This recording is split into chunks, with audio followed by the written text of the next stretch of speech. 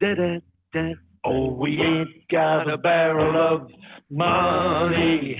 We may be ragged and funny, but we'll travel along. Hit it and singing a song. All right. Welcome, all you cats and kittens. My Carol Baskin. Welcome to the Roll Around the Barrel show. I am the co-host, the barrel roller, Matthew Bernard. I'm joined by... That's right.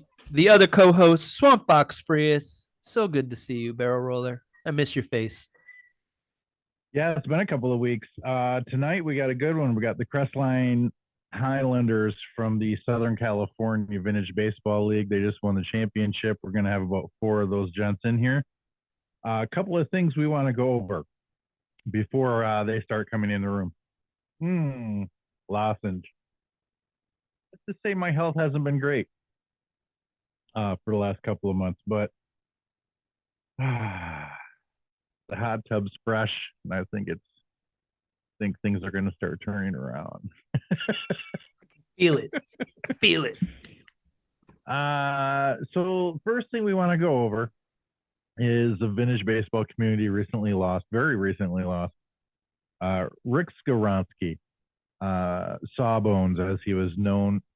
He was the umpire for the Bay City Independence, not for a long time. And he took a hold of that and he fell in love with it. And the man would just read up everything he could to make sure that he was putting out an authentic performance as the umpire, knew all the rules, was fair. He screwed over Jeff Rawl at the captain's match one year. He'd been battling cancer for a very long time. When they gave him a diagnosis, they told him he did not have very long to live, and he lived much longer than they said he was going to. So he moved down to Texas to be in the warm weather, and did what he could, and did not waste a day, did not waste a second of what he had. So we just wanted to do a little tribute out to Rick. If you go back in season 2, I think it's episode 17, I did interview Rick, and he explicitly told me beforehand that we're not going to talk about his illness. So we did not, and it does not come up in the episode, but I sure was honored to talk to him, and it was kind of difficult to stay away from the subject, to tell you the truth. But what I do have here is a recording of Rick, and I have played this a couple of times on previous episodes, but I have a copy of Rick playing My Country 'Tis of Thee on his harmonica.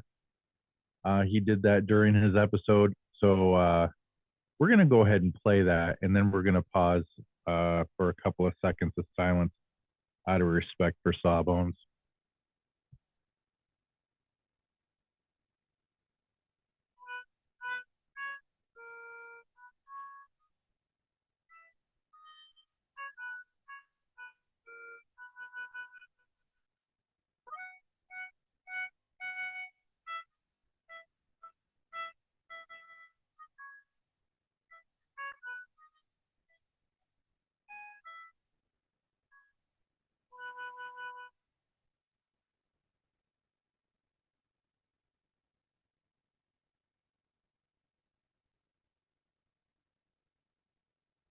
And as Rick would want us to do, play ball.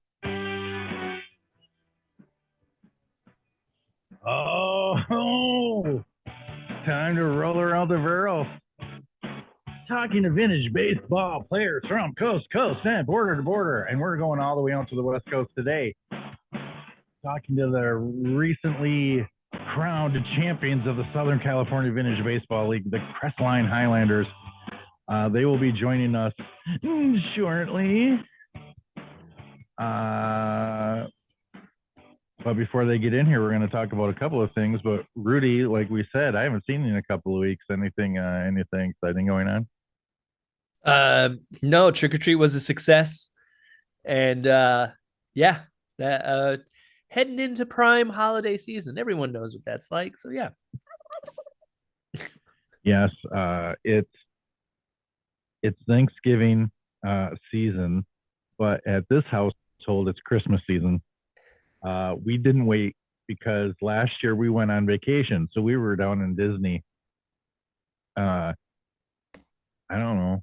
I don't remember exactly when. It was in December. It was a couple weeks before Christmas, and so we did not bother putting up Christmas decorations except for the trees last year because we were so busy with everything else. We didn't experience a Christmas, a normal, traditional Christmas last year. So we said as soon as Halloween's done, it's Christmas for us. And we don't care how you feel about it. Rudy, I know that you're big into decorating your house with the lights and you're in your new house. How long ago did you start the plan for what you're about to do? Let's just say that I got drone aerial footage of my house about a month ago and have been strategically planning what my vision is. And just like you, we didn't get to do last Christmas up the way we wanted to because we were in the process of showing our home to be sold. So we couldn't put lights out. We couldn't do it up like we had done in past. So this year it's no holds barred, and it's gonna get creepy. It's gonna get amazing. When is the deadline for you to be able to start celebrating Christmas I'm at allowed your to house? I'm allowed to hang all of the lights. I am not allowed to turn on a light until after Thanksgiving. So So like the weekend after or the day after or so Thanksgiving night? Friday after Thanksgiving is All when right.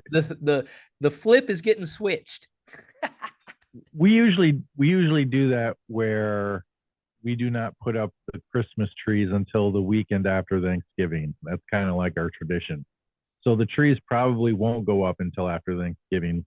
But I did put our giant wreath, lit up wreath. It's like, oh, I want to say it's 5 feet by a couple of feet, 3 feet maybe. It's a big one. I put that out on our house today, I love it. and I'll probably just, a little bit here, a little bit there.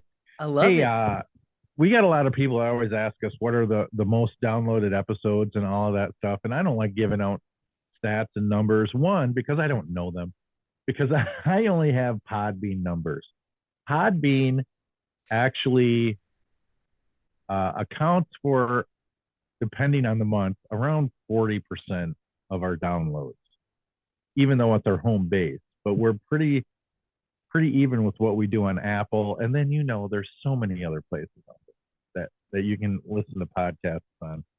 So when people are wondering how many downloads our episodes get, I'm not going to give you numbers, but I will tell you everything's over 400 episodes. So if that gives you,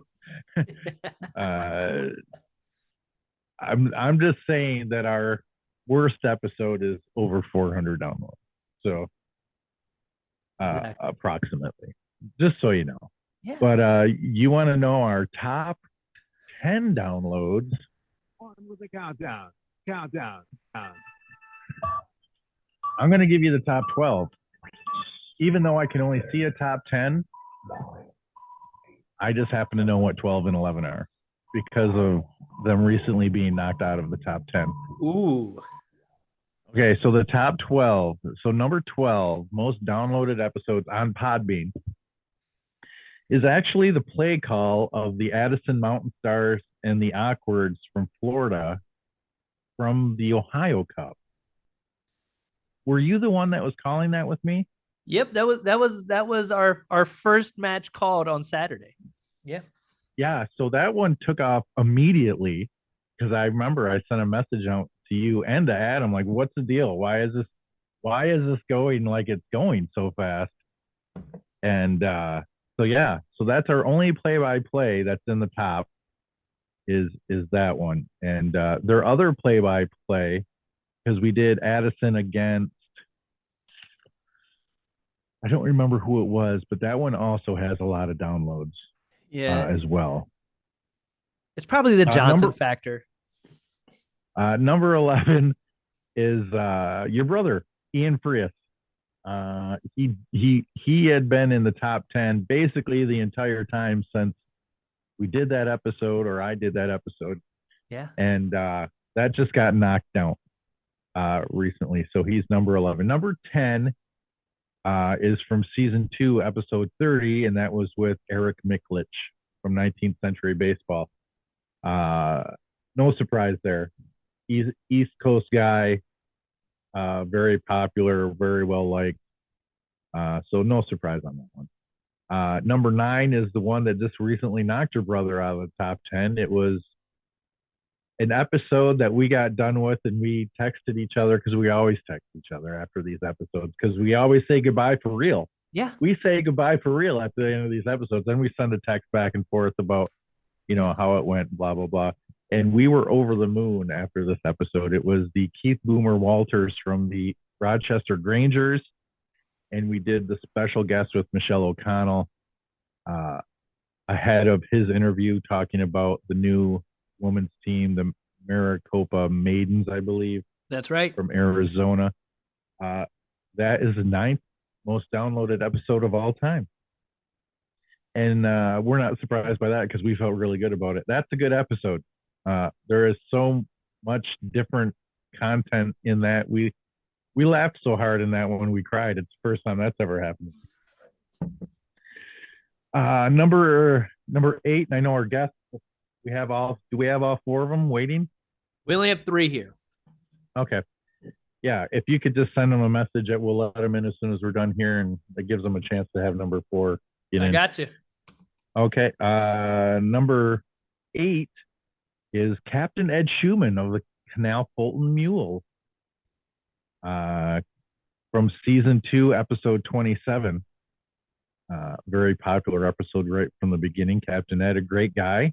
I think you and I talked to him at the Ohio Cup a couple years ago, and then that's when I set the date for our one-on-one interview. So What a great dude. What a great dude. You know Captain Ed better than I do. What do you got to say about Captain Ed? He's an extended family member. He's an honorary Frias. Captain Ed and his lovely brothers are like big brothers to me. So they're the best.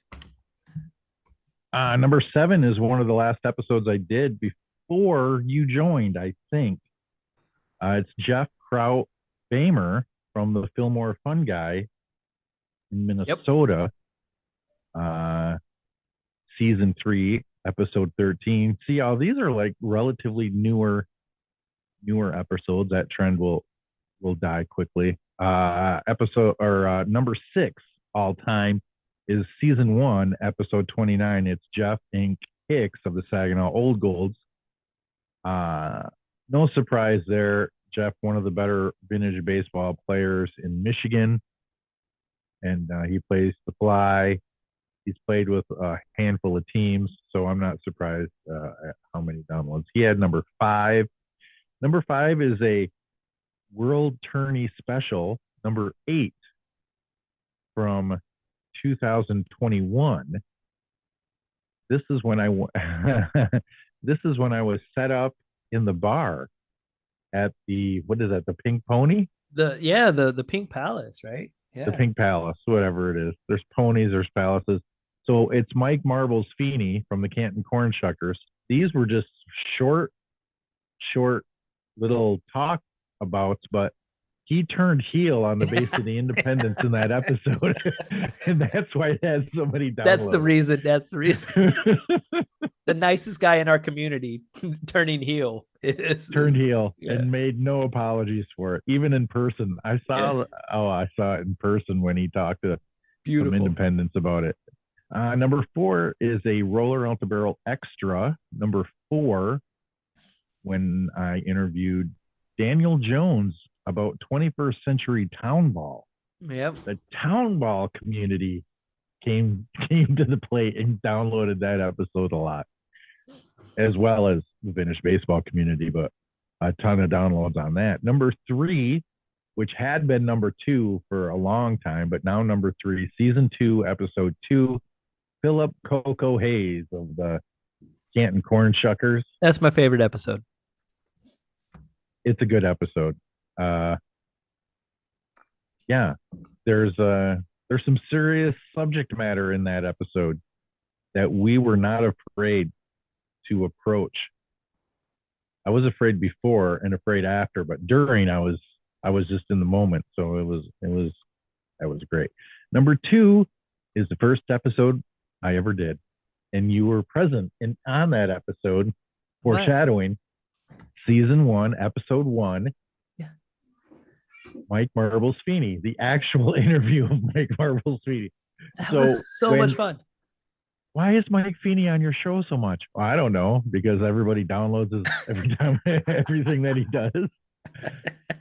And then number 1, we've referenced many times, season 2, episode 23, Anthony Canino. It's not even close. He's destroyed everybody. He'll always be our number 1 episode. Yeah. I stand by the theory that he listens to his own episode 3 times a day.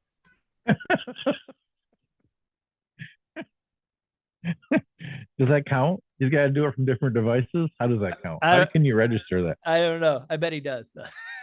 Okay, so we're going to start bringing in the Crestline guys. But hey, guys, make sure that you go out there and you download the Podbean app and you rate us.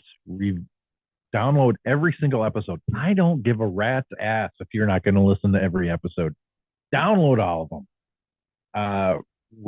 Give us every 5-star review and hearts, and give us everything you can on every platform, no matter what platform you listen to. This stuff matters. I don't know how, and I don't know why, but it matters. And so please continue to support the podcast by liking what we do, acknowledge me. Is that what Roman Reigns is doing now? That's my favorite. I love it. I love it. All right, Rudy, bring them in. We are currently joined by 3 individuals. They are in the room. All right, we're being joined by Christopher Dodd, Jim Sterick, Joe Billheimer, and we're waiting for Wes. No, hey, Wes isn't going to be able to make it. Son of a bitch, Wes. All right, I'll cross them off. I prefer to be referred to by my vintage nickname of Ripper. Okay, Joe. Ripper. We got Glovebox, Ripper, and Ace with us. Greetings. Good to see. Well, I see one of you.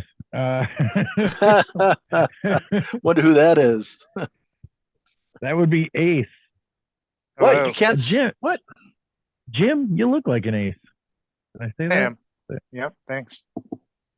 Jim is an ace. Hey, we wanted to get you guys on and acknowledge you. Oh my God, there's a trend. We wanted to talk to you about your recent Southern California Vintage Baseball Championship. The Crestline Highlanders is your club. Let's start off with the captain, Chris Dodd. Nope. Tell us how Ripper's the captain. Oh, I'm sorry. Yeah. I just tried to promote you. Oh, well, I appreciate that, but all right, Chris, never mind. I don't want to talk to you. Joe. Oh, whatever. Ripper, please tell us about the beginnings of the Crestline Highlanders and how the structure is of your league that you currently play in. Sure thing. Thank you, first of all, very much for hosting us and letting us come on and talk about our league and our recent championship victory. I am, of the 3 of us, the most recent addition to the Crestline Highlanders. I joined very shortly after the club formed. I joined in 2018. Chris and Jim were 2 of the original members from, I believe, 2016 or 2017.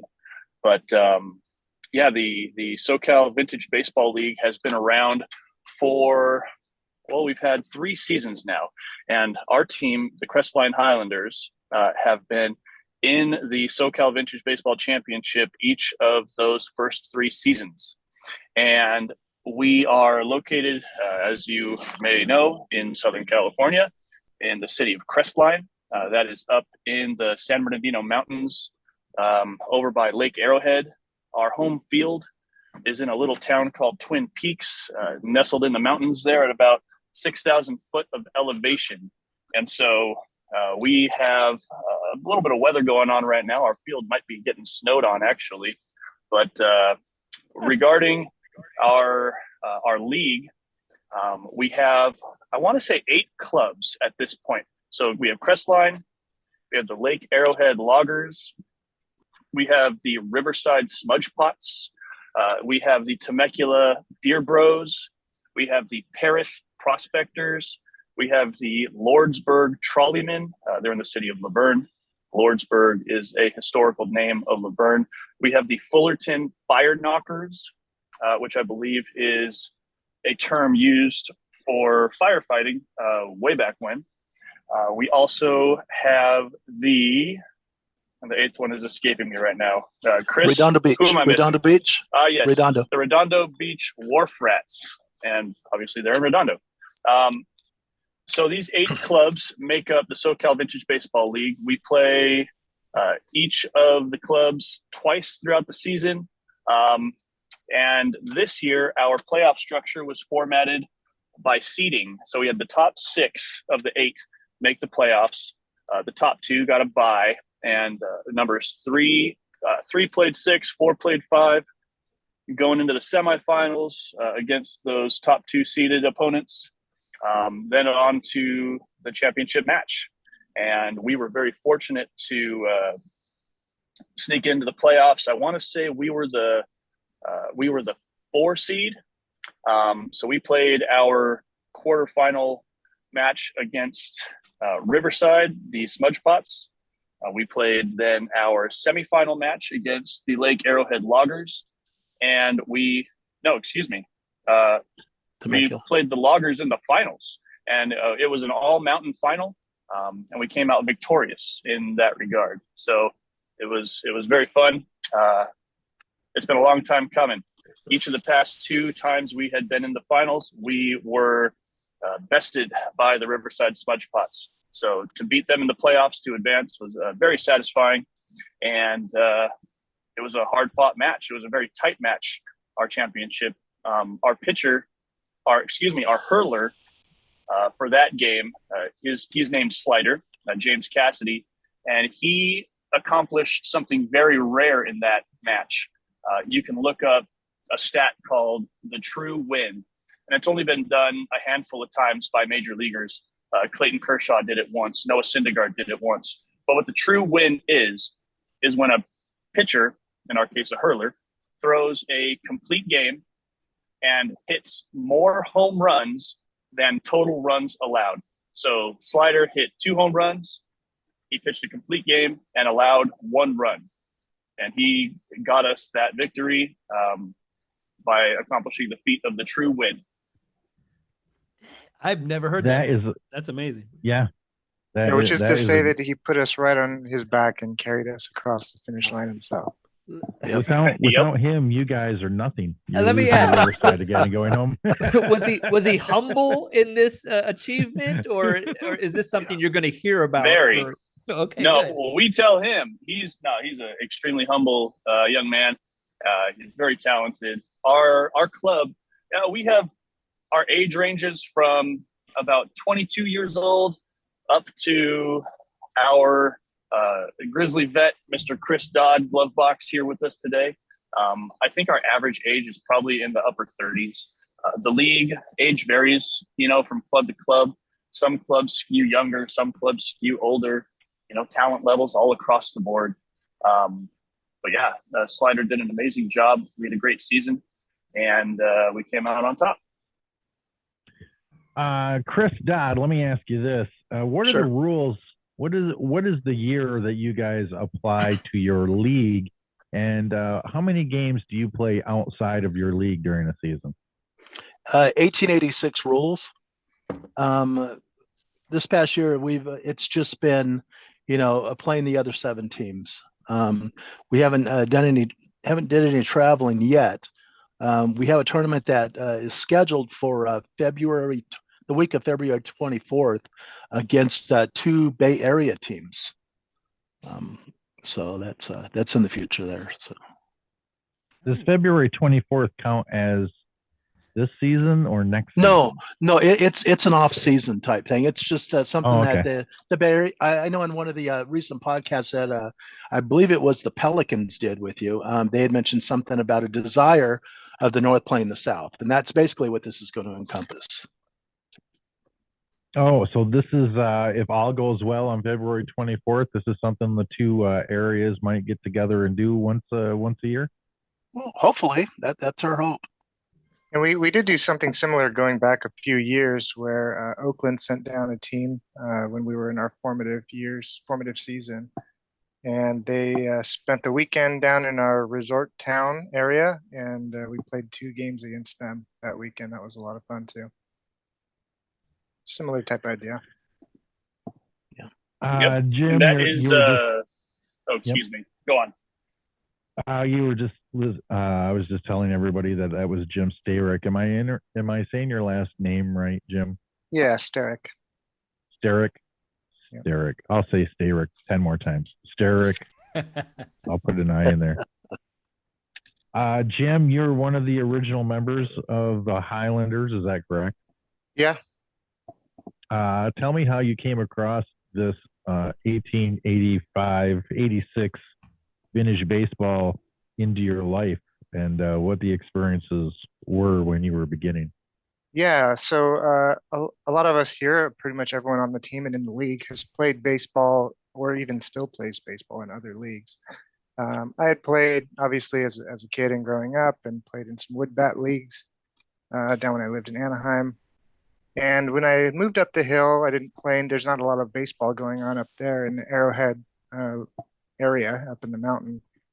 And we were going to have a kid, and we just moved up there, and I had a little bit of spare time, and my wife actually saw a Facebook post by Wes, who I wish was here, but I know he has a lot going on too.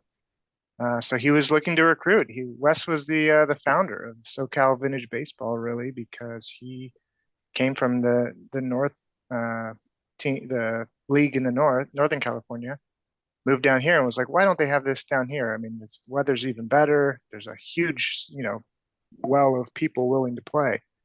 And he kind of was just founding the league and saw this ad, and it was like, hey, play baseball how it's supposed to be, with the right kind of bat, the right kind of ball, with a smaller mitt, and all these different rules. And I said, wow, that sounds that sounds like a lot of fun.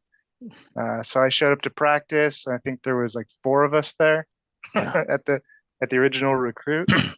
And I still remember the very first ball that got thrown at me just about hit me in the face, because you're so used to catching with the web of a glove instead of with your hand. And so I said, wow, this is gonna this is gonna have a learning curve. As a guy who's caught a million baseballs, I just dropped the first one coming at me. So it's been a lot of fun. A lot of fun. How would you rate your personal performance in the Heritage Cup? Oh boy, in the final game, I played pretty bad. I'm not gonna lie. I had a couple of ground balls that were in the routine category that got booted or knocked down, but no time to make the play. Made There a are couple no plays. routine plays in vintage baseball, Jim. That's true. That's true. I mean, not enough that runs scored or anything, but every time you take away an out, boy, outs are gold in this league. If you have a play that you can make an out, you got to make it. Giving them an error, a runner on base, is just brutal. And something really interesting on that note, if you look through the 1886 Spalding rule book, on the very back, it has actual league stats from the era. And fielding percentages in pro baseball were in the range of 750 to 800. It's no wonder that fielding percentage is still a stat that we look at, even though now they're all 0.982 versus 0.984. Who cares? Yeah. It's pretty much automatic in modern baseball. But back then, you'd have pro fielders with a 700 fielding percentage and pro fielders with a 900 fielding percentage. And that's a big difference, So it's just an interesting era of baseball. Ace, But did you yeah. look up that fielding?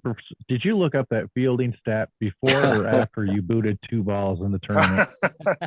Yeah, I'll say before. That's common knowledge. He knew that. He did the research. Common knowledge. Yeah. Everybody knows. Chris, how did you end Yes. up in this wonderful world of vintage baseball? What was your journey like? Well, it was very similar as to what Ace had said. Wes was one of the members on a softball team that I have up here on the mountain, and he had come to me and asked me, "Hey, there's this league that I'm thinking about starting vintage baseball." And he had played up in the Northern California area, and so he described it to me, and I thought, "Wow, that sounds kind of cool. So let's give it a shot." So we went and we ordered our gloves. When the glove arrived, it's like, wow, okay. We'll go ahead and take it from there. And then, of course, we found out that the bats were 40 ounce, which is about a half pound heavier than a regular bat, and the baseball felt the baseball. It's same size, basically. It's just that the core of the baseball is a little bit softer than a regular baseball, so it tends to break down a little bit faster. It gets softer as the game progresses. So I said I was in, and like Ace, I think Ace and I were one of the 4 or 2 of the 4 that actually showed up to that first practice. So A 4-person practice happens all the time. Those are terrible. Yeah. I mean, we call that a good turnout for the Columbus Capitals. So you know what? Here in Michigan, they have only 1864 and 1867, and I don't even understand why these teams practice. Rudy, you're the captain of a 67. Why do you guys even practice? I can understand why 1886 teams need to practice. That makes sense to me. It makes perfect sense to me. Okay. Why are 64 and 67 teams practicing? I answer your question with a question. Have you ever seen the Columbus Capitals play? So yeah, but just like everybody else. No, we practice. Doesn't help you. We practice. Well, it helps the 4 people that show up. It's the other. Well, if it's the World Tournament, it's the other 13 guys that decide they want to come play vintage baseball that show up, that are out there losing it for everybody. They know who they are. They're more in the LARPing category than the baseball category. Nailed it. That's it, right there. Those are vintage baseball LARPers.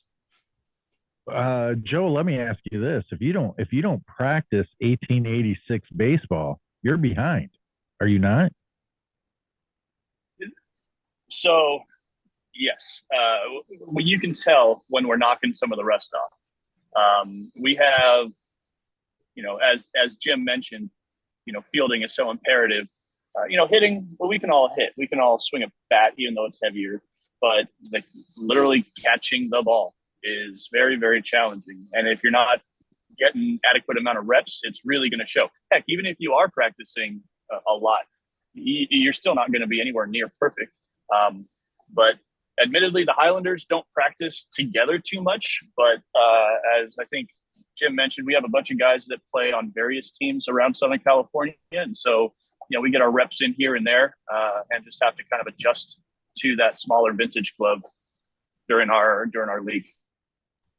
I like that. You're staying active in other ways, and then you can come together for vintage baseball, where as opposed to just some guys sitting on their butt and then trying to come out there and make it happen. Yeah. Oh, we got those too, and that's okay. Rudy, it seems like you're talking about specific people in your mind. Hey, I'm working through some things, guys. Okay. It looks like you guys had 12 on the roster for the Cup, the Heritage Cup. Let me ask you this straight out blunt question. Do you got some guys that only show up to the important matches? No, we have some guys that are there at every match. We have some guys that are there 3/4 of the matches. Unfortunately, we did have a couple injuries recently. Last year, and that rendered our roster a little bit handcuffed because we didn't know if they were going to be in a state where they could play this season. So we kept them on the roster. Our league has a roster cap of 15. And so, those 15 spots, they're pretty precious. But we had one guy who just destroyed his shoulder on a play. There was a collision at first base, and he fell down and landed on his shoulder and just ripped it to shreds. Had to have surgery in the offseason last year. We weren't sure if he was going to be able to come back and play this year, so we kept him on the roster, but he's just had to be rehabbing the entire season. That's one of our spots. One of our guys, our starting shortstop, actually had COVID, and so he stayed home to recover. And I believe we had one other individual that just couldn't make it for the championship. So, we have a very committed squad. Let's put it that way. Do you guys pay your wives a little bit extra because you have all white uniforms? Like, why do you guys do that to your wives? Oh, let me jump in on this one. Okay, so we've been pretty. You're a hurler. You don't even get dirty, man. No, but I work harder.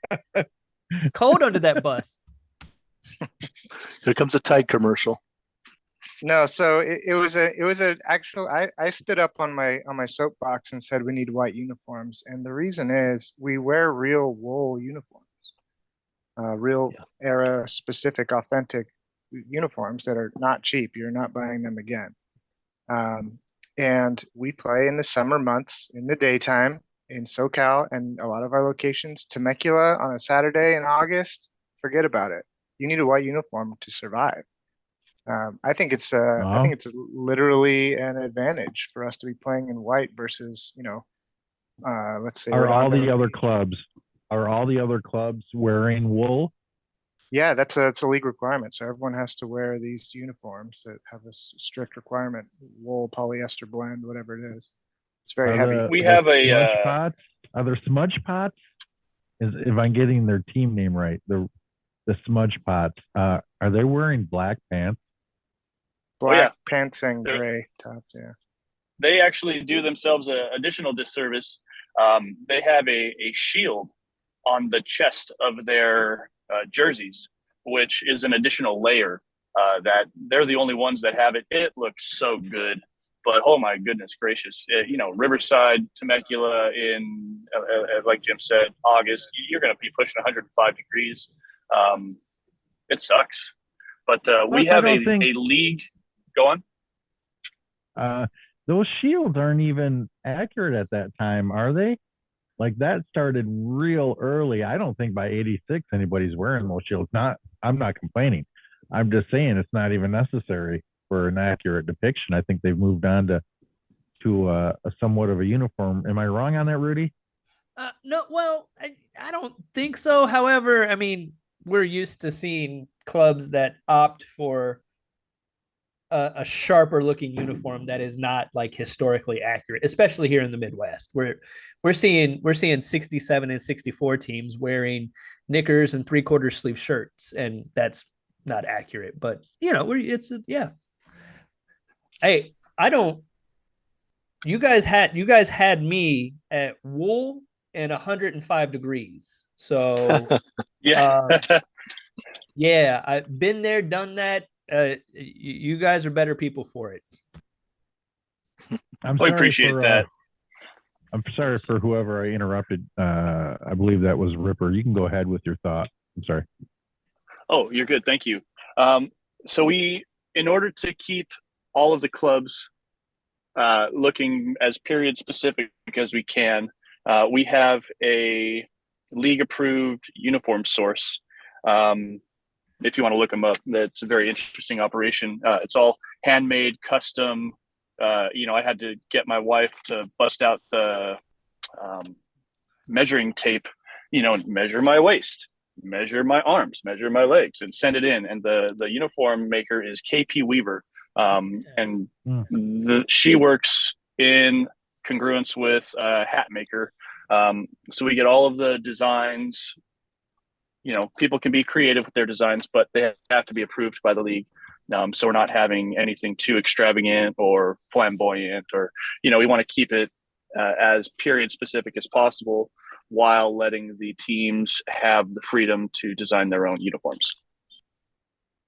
It's interesting to hear of a league forming coming up with rules specifically to keep it as vintage as possible. That is amazing.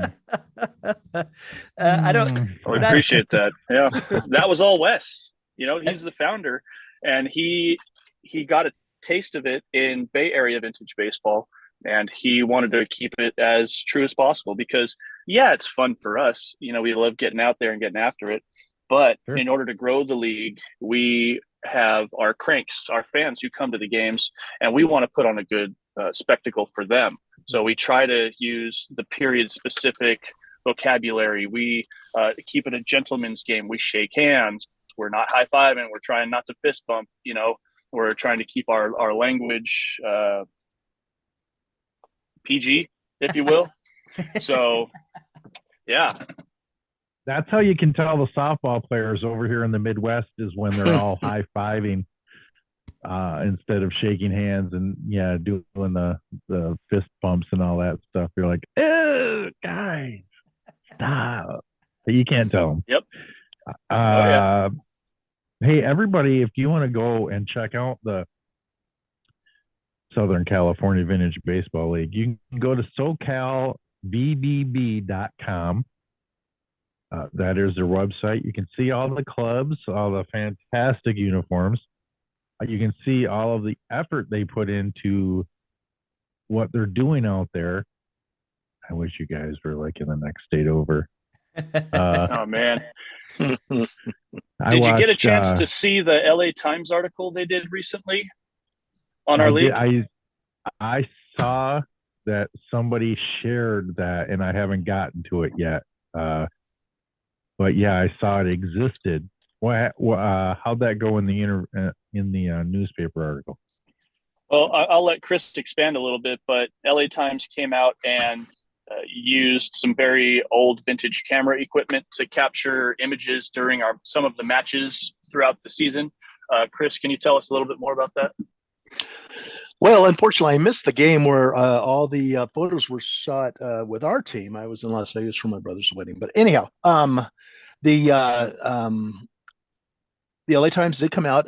The particular reporter was interested in doing a vintage story covering our vintage league. He had a box camera that was actually period correct, probably from 1880 or so, and he hadn't used it in 20 years. So this was in the age of digital photography now, he had to literally school himself, re-educate himself on how to use it. So the pictures came out really well. And Spectrum TV, I don't know if you've heard of Spectrum, if you have it back in the Midwest or not, but they actually picked up on the story too, and gave us a pretty good piece of publicity there on Spectrum One. So that was kind of cool. Well, the second best bit of publicity you guys have ever gotten, second best. Well, Ace, Ace, was it 2019 when CBS KCAL and CBS aired a bit on us where they came up and filmed. Man, they had cameramen at risk in the game, and they caught some really amazing action, like a diving one-handed catch in the outfield to end an inning kind of stuff. Which never happens. Yeah, which never happens, but they happened to be there and caught it, and it made our league look even better than it is. You guys have any of that up? Is any of that uploaded on YouTube? Yes, I believe it is. Yeah, thanks, Chris. I think our shortstop, Kentucky, actually made a sort of a leaping barehanded grab on a chopper at shortstop, and they captured that. It was a cool game. It was a cool game. Yeah, it was fun. Yeah, if you guys send us links to any of that, we'll put it on our newly made podcast YouTube page, because we just want to add content so everybody can go to one place and check out all of this, because not a lot of clubs are doing things like with video and not really getting any record of the things they're doing video wise. So we try to accumulate as much of that, unless you want royalties, and then we can stop this conversation. There are actually several games that we've played that have been streamed live on YouTube. So I know what? those are out there too. Yeah, Riverside was really good about streaming live the games, the matches that they had. So, and they're complete games, Yeah, you know, and they've got different camera angles too that they'll use during the streaming. So it's really cool. They even had a score in set showing you what inning it was and what the Yeah. score was and all that. I don't know how they did it. Oh, like official. that's yeah, Yeah. that's the Riverside captain, Chris Johnson. Um, his nickname is the Curator, as he goes around flea markets, yard sailing, vintage antique shops, and he has so much kit and swag, and he loves promoting these type of things. I think he's in the education field, so he does a lot of this stuff for his schools. We're very fortunate to have him in the league, taking the really unnecessary steps, but he wants to help build and promote the league. All the clubs, want to assist in that regard. So it's a league effort to grow the league. It's not just one guy who's pushing everybody. It's a coordinated effort. Are you guys getting your gloves from 19th Century Baseball? No, we get them from Vintage Baseball Factory, vbbf.com. The model is the Foxy Irwin, the Foxy Irwin 1 specifically. The Foxy Irwin 2 has slightly more padding, but it's actually harder to catch with because the ball kind of bounces out. So, but we can account for that by applying a healthy dose of pine tar to our gloves. You guys know there's no such thing as a foreign substance. It's all legal, baby. So we lather it up. Chris's glove at first base, that thing looks like it got sneezed on by a bull or something like that. It's just caked. I love it. We don't run across any foreign substances here in the Midwest. I don't think anybody what we need in the Midwest is 1885 and 86 baseball is what we need over here. Yeah. It's West Coast and East Coast, and in the middle it's a They don't call it the middle for nothing. it's the middle. We're the middle. I've played a little bit of Civil War ball, the 1864 stuff before, barehanded with that larger lemon peel ball. That's a lot of fun too. And the rule differences, while it seems small, it impacts the game quite a bit. The Spalding rules that we use in 1886, you have to catch the ball on the fly, that sort of thing. But from my understanding, the Civil War rules, you can catch it on a bounce and that's an out. It just adds a different wrinkle, and it's all good fun. Yeah, I mean, you can catch it on a bounce, fair or foul. Yep. In 64. Mm-hmm. 67 Wow. is just foul. Jeez. It's something that exercise. we do quite a bit. Like barrel roller is in Michigan, where predominantly 64 and 67, and here in Ohio, there are 4 67 teams, and the rest are 64 bound. So, I mean, we don't really get a lot of variety. So it's wonderful for us to hear y'all's experience, especially considering that you have formed a league that is functioning and doing very well. And yeah, it's just really part of the reason that I love this podcast is because it's like we no longer exist in silos in vintage baseball. For decades, it was just the Midwest and the East Coast, New York, and that was it. And now this is. I hope there are many people going to listen to this episode, so they can see that vintage baseball is across the country, and you guys are thriving out there. That's exciting. You did mention that February is an off season. The February event is an off season event. When is your season? When does it start? When does it end? So our season typically it depends. So we had one, I guess you could call it a normal season. That was 2019. 2020, COVID delayed our start for a while. We had a truncated season. 2021, I think 2020, we just had a bunch of games together. 2021, we had a full-fledged season, but I think it started a little late. And then 2022, this season started a little late, but typically it'll run like March through September, and we'll have 1 or 2 matches per month. typically on Saturday afternoons. Per team. Correct. Yeah, each team is playing 1 or 2 times per month on Saturday afternoons from March through September. We'll usually have, if the schedule allows it, we'll take a break in July or August so people can, go vacation with their families or whatever. So, rosters aren't negatively impacted by people not being there. Because forfeits are just so rough for us because we try to promote these games on Facebook or on Vaudeville Baseball is a page that is run by one of the members of the Riverside Smudge Pots. They take a lot of time and effort to put together custom copy for each game and put it out there to the cranks and get them to show up. So when it's a last minute cancellation, last minute forfeit, it just really sucks for all the fans that come out to the games and get disappointed. So I was actually going to ask how your attendance was because we always have such issues here with it. We have a saying here in the Midwest that vintage baseball players love vintage baseball until Friday night. And, yeah, they hate it Saturday morning, don't they? I think our best ever attended match was the match that CBS News covered, the local CBS News. And I think we had about 300 cranks come out for that up in Crestline. The turnout for our recent championship, we got 2 mountain teams located very close to each other.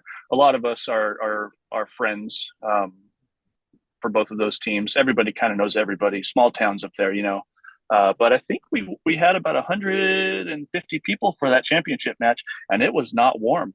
It was the coldest day of the fall thus far. It was in the, I think, upper 40s, Sunday low 50s at first pitch, and it didn't get warmer as the game progressed. Hey, I was looking at some of the pictures from the tournament, the Heritage Cup tournament, and I saw an umpire standing behind the pitcher. Are you using a 2-umpire system, or is that where he's located? Good question. So the Sir, that's our umpire, and we refer to him as the Sir. It's a 1-man crew, and initially we had the Sir standing kind of behind home plate, but off to the side, and it made for many inaccurate calls, especially on inside and outside. Plus, it's kind of a dangerous spot to be because the Sir's just back there looking pretty, no mask, no nothing. And so we decided to alter the location of the Sir by having him stand behind the hurler, so he has a better perspective for high, low, in, and out. And then he's also closer to the bases as well to make those bang, bang plays. And yeah, our Sirs are we have, for new Sirs, we have a training class that takes place in the spring. Just to get them more familiarized with the terminology, with the specific rules. But each club is required to acquire their own Sir that will do their home games and travel if needed in case of somebody accidentally having to back out at the last minute. And they can kind of dress up as flamboyant as they want.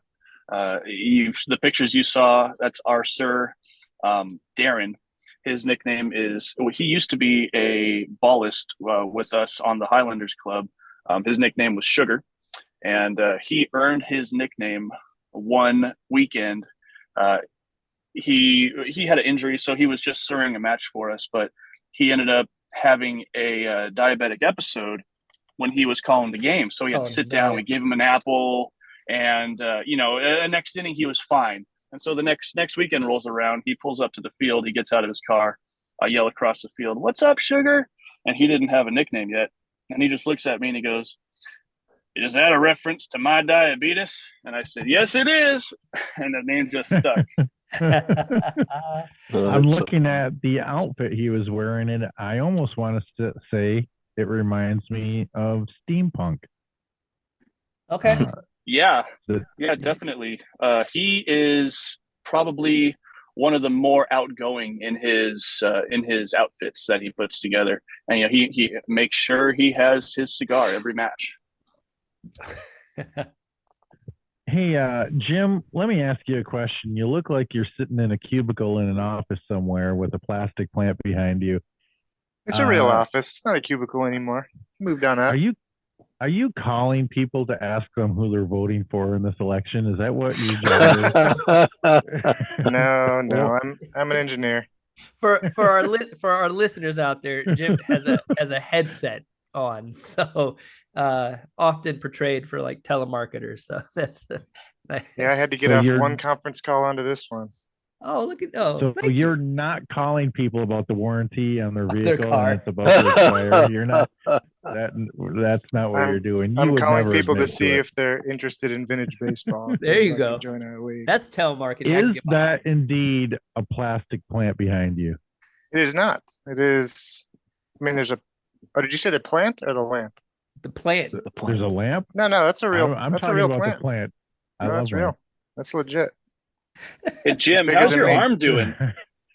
Jim got My, smoked by probably a 85-mile-an-hour fastball hey, right in his arm during the by the time championship match. He didn't have a chance to move. when I'm 10 years older, it's going to be 100 miles an hour. That thing hit me. You Yeah, I moved guys about have 1 inch. you guys Dang. have people bringing it 85 miles an Oh hour. yeah. Oh yeah. This Absolutely. So one not guy in many of them. particular, Not this many. one guy in particular Yeah. does, and it's like a shotgun in more ways than one. He has no idea where it's going, Oh, nor do Oh, we, good. which Excellent. Is is that nice why when you you don't have a moved the helmet sir? on. The Yeah. sir's been moved behind the pitcher because of Yeah. this one guy who throws the 85 somewhere. barrel barrel roller. That's the exact reason that there's not an 80s team in the Midwest. We don't have guys tough enough to stand in at the plate and take a shot like that. So Well, the that's worst part is how you have to keep batting afterwards because you got to keep playing. Keep right it's back not. in there. It's Yeah. just a ball. That's baseball. Let, You know, we actually we modified our rules to account for increased velocity. 1886 catcher's mitt is, if you want to be period specific, it's very similar to our vintage gloves, but it has quite a bit more padding. But you know, we took the cue from Bay Area. They had some guys that broke some fingers, and so we decided to level up to the 1915 glove. And you can check it out. It's the Shoeless Joe brand 1915 catcher's mitt. So it's essentially a pillow, and it has laces. And it doesn't have a web per se, but it had some like glove lacing that goes across. But to try to make it a little more difficult, we regulate that lacing has to be removed. So you know, it's a 1915 glove. It's got a lot more padding. I catch. I'm the behind, and I tell my fielders frequently, I don't know how you crazy fools do it using that little glove. It just I don't want to be out there. I'd rather be behind the plate with no shin guards and just use that big glove. That's better for me. wow. I'm looking at the glove and it looks like a big butt. A big sideways butt. Yep. That is a big pillow. Lots of padding in that. I was just at the Doc Adams Festival at Old Bethpage and saw my first 80s baseball game, and that mitt they were using as the catcher was a couple of sheets of paper. I mean, it wasn't anything like this, and Yeah. definitely. But they didn't have guys, or maybe they did. You think they had guys throwing it in the 80s? Back in the They may have. 1880s? They built men differently back then. You know, it was the expectation. You handle it. And so when I came onto the Highlander scene, I remember my very first practice. We were just taking some infield, and you know, I'm 38 years old, but I did play college ball, but that was 20 years ago. And I fielded a ball, and instinctively, I just rocked and fired. And as soon as it left my hand, I thought, "Oh my god, like I'm gonna kill this man." And so he just let it go by him. And I said, I'm sorry." But our first vintage match that I ever played, you know, I'm the behind, and I talked to my infielders before the game. I said, "Hey, if somebody steals, do you want me to throw it, or do you want me to just get it there?" And Kentucky, our shortstop, in his unique way, he said, "Ripper, just get it to me. I'll stick it." I said, okay. And so I think it was the second inning. Somebody took off for second base. I just, popped up and fired, put that ball right on the base, and it hit his hand so damn hard, but that ball didn't move. And we had a caught stealing, and it was a miracle. I don't know that we've ever had one since. Yeah, I don't think so. Oh, yeah. We have this thing where in common sense, when we're talking about gameplay, we say things like, okay, the throw from third to first, we're going to throw it over there maybe with a hop, with something on it, but at least a hop to slow it and give the first baseman a chance or whatever. But all of that goes out the window as soon as you muff it a little bit, because then they're coming up and they're firing as hard as you can, and the first baseman's like, what are you doing? Yep. I can't catch that. Yeah. Chris has more experience than any of us catching, probably. He's at first base all the time. Chris, how do you feel? Just bring it. We got to get the guy out. Oh, man. Just bring it. There you go. Jim, when Jim's not in the box, being a hurler, he'll play second base, and nobody throws harder to me than Jim does from second base. It's like, okay, here it comes. Bam, so I haven't broken any fingers yet or anything, but yeah, exactly. Oh. So, but our infielders, they know what we're up against over there. So, but like I said, we got to get the guy out. So whatever it takes. It's one of the things that's great about this game. You take for granted when you watch modern baseball, how like all these little moving parts that are just, they dig things out of the dirt, no problem with that big old glove. And it looks like cheating because it is. You look at what is involved for a caught stealing to happen. Pitcher has to throw a catchable throw that's catchable with that catching glove. The catcher has to throw it all the way down. You catch it with your basically bare hands and apply a tag into cleats with your knuckles. Before the runner gets there, it is a lot of things that have to happen without even a ball in play. And so that's what makes this game so much more exciting, I think. Every little element requires perfection. Absolutely. Chris, the can of corn had not yet been invented in 1886. Yeah. Well, did you see the can openers back then? That would have meant something different. Right, exactly. Chris, let me ask you a couple of questions. Sure. First question, how did you get the nickname Glove Box? Well, we had a couple of players that were forgetting their gloves. I have a couple of extra gloves, so I'd loan them out. And I basically told them, hey, you've got this thing right in front of the passenger in your car. It's called the glove box. Take your glove, put it in that box, and you'll never forget it. And to this day, I carry one around in the glove box. So that's what needs to be done. That's how I got my name. So originally it was Sticks, and then that didn't really stick. So it became Glove Box. So. Does everybody use the glove box now? I would like to think so, except for one guy. He still has yet to get his glove. So every game, it's Chris, do you have a glove I can borrow? Yeah, here you go. So, there's always that one guy. There's always that one guy. You can't get away from it, because if he eventually gets his glove, then you'll just get somebody new on the team, and it just happens. Chris, the other question I wanted to ask you is, can you give me a scouting report of Jim's pitching style as if you were just a hitter? Jim, I will say this: Ace, as his nickname is, he's a pitcher. Okay, the guy that we talked about that actually hit Ace in the arm there, he's a thrower. He just throws as hard as he can. But and I've had some of my coworkers that are in vintage baseball. One of them plays for the Temecula team. He says, yeah, Ace is a pitcher. Ace is a smart pitcher. He's got a lot of good junk that he throws, a lot of breaking balls, and he's just smart, and he's spot on with his accuracy. I think what Chris is trying to say is I don't throw that hard. Oh, no, that's neither did Greg Maddox. How is your control? Oh, it's his control is about as good as it's going to get in terms of our league. He's got better control than just about everybody. Nice. Jim, what I like about catching Ace. Game. Oh, go ahead.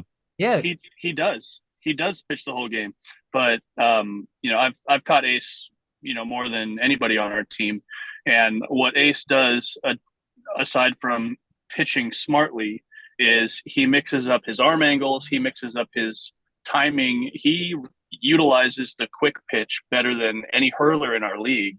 And that's dependent upon me giving him a nice throw right back at his chest, not too hard where he's going to clank it, a good throw where he can just catch it and, stutter step and whip it right back in there. So he utilizes all the tools and rules to his benefit. Now, Jim, being that you're going to see the people in your league frequently throughout your season, is there a particular team or a particular player that gives you fits at the plate? That doesn't matter if you're on that day. It doesn't matter. There's one player. It's kind of a funny story, Chris, the guy we were talking about, Curator, who I have a lot of respect for that guy and all the work he puts into the league. For some reason, I hit him every time, and he's like a personal friend. Like he's a friend of. He would come over to my house for dinner, tap. And I just hit him every time, and it's like it's in my mind, it's in his mind, and I think I've probably hit him 6 or 7 times. There are other guys in the league who are just standout batters. That there's a particular guy on the Arrowhead team who took me deep twice on 2 pitches that couldn't have been more different. A submarine 4-seamer that was at the top of the zone. First pitch of the at bat, he took me deep. I said, all right, I'll switch that up. And the next pitch of the at bat, I threw an overhand eephus curveball that was probably 45 miles an hour. And he stepped, paused, and then swatted it out with just his hands. I threw him 2 pitches and he hit 2 home runs. And I don't know how I could have done him any more differently than that. And I mean to tell you, that curveball was 4 inches off the dirt and on the outside corner. And he hit it out anyway. He didn't even want to wait for another one. So, wow. Yeah, there's some players out there that you remember as a pitcher for sure. That's awesome.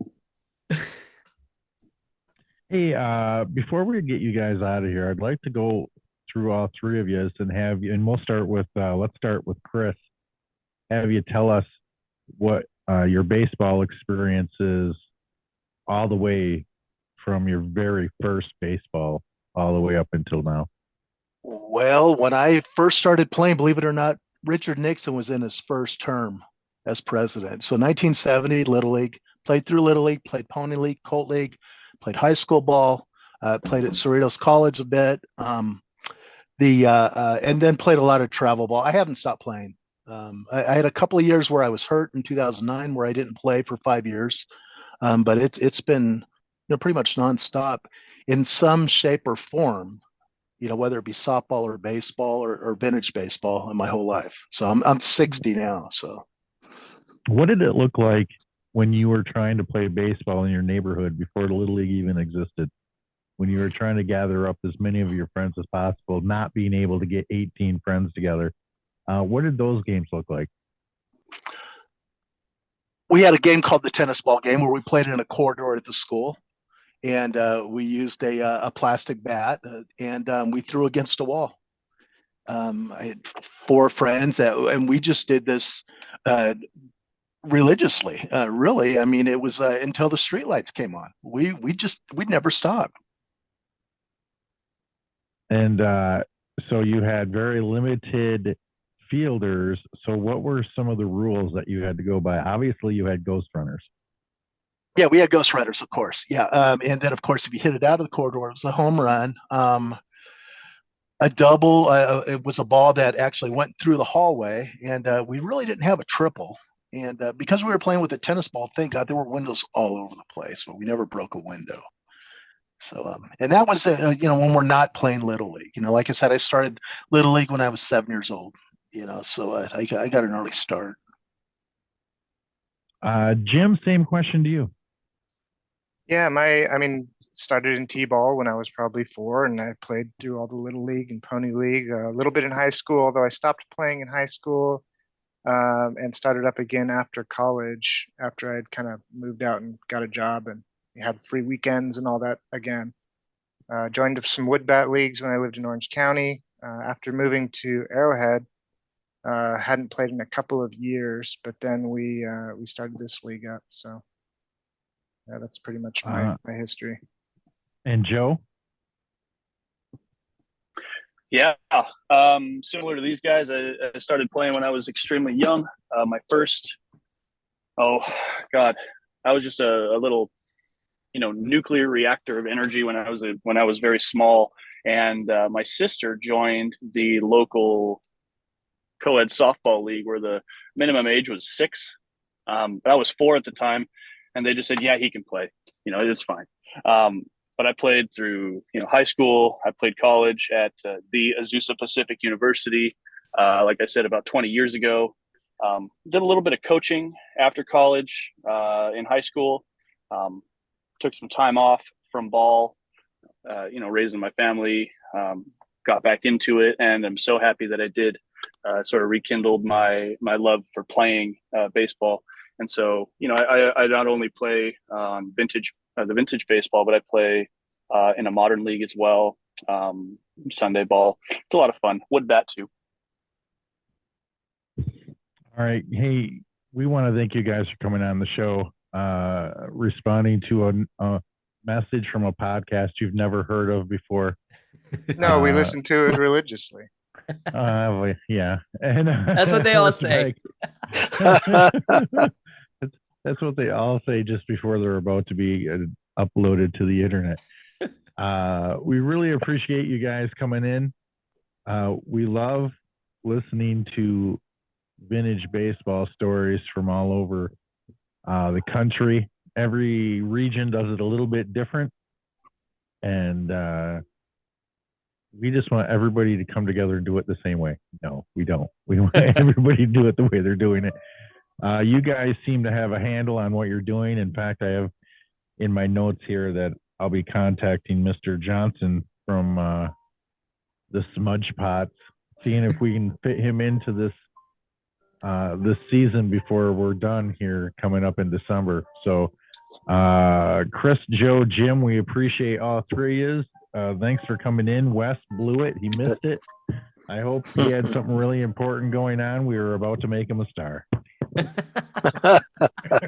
Hey, thank you guys. We appreciate you guys. Thank you. Seriously. We want to promote our league, but our love for vintage baseball is we're happy that it's shared so much across the country, and it's gaining in popularity. It's no longer just that Conan O'Brien sketch where he's it's funny, yeah, but it's gaining in popularity, and especially in Southern California. We have some other towns here that have been contacting us about wanting to start up their own clubs for their own cities. So it's growing, and thank you for hosting us. We really appreciate it. Absolutely. Funny thing about the Conan O'Brien sketch is I went to Old Best page where they did that sketch, and the umpire that was in that sketch walked right in front of me. This was just in June. He looks the exact same as he did in that sketch. His hair is just a little grayer. Other than that, umpires never change. Yeah. And I said, oh, I was just talking to the woman that was next to me. I was interviewing. I'm like, oh, that's the umpire from the Conan O'Brien sketch. And he heard me and he turned and he just said, I swear that's the only thing I'm ever going to be remembered for. He didn't seem very happy about Gary Monty is a class act of a guy, and unfortunately will be just chiseled into the history of vintage baseball thanks to that sketch. So yeah. I was gonna say, guys, don't be strangers. I would love to hear more about the upcoming season and how that season's going and your campaign to defend your championship. So, I mean, I think we all benefit from staying informed as to what's going on, because, there are clubs here on the in the Midwest that are young enough and crazy enough and have no responsibilities to make a trip across the country to play vintage baseball. Well, we have one of them. Barnstorm. Let's go. Barnstorm out here. We'd love it. And I think the only way that we can all learn about it is by staying connected. So keep doing what you're doing, fellas. Sure. All right, gentlemen. You guys have a good night. And take care. Rudy, take us out. Well, for the Barrel Roller, I'm the Swamp Fox. We're telling you to keep it station to station, folks, and we'll see you out in the field. Download everything.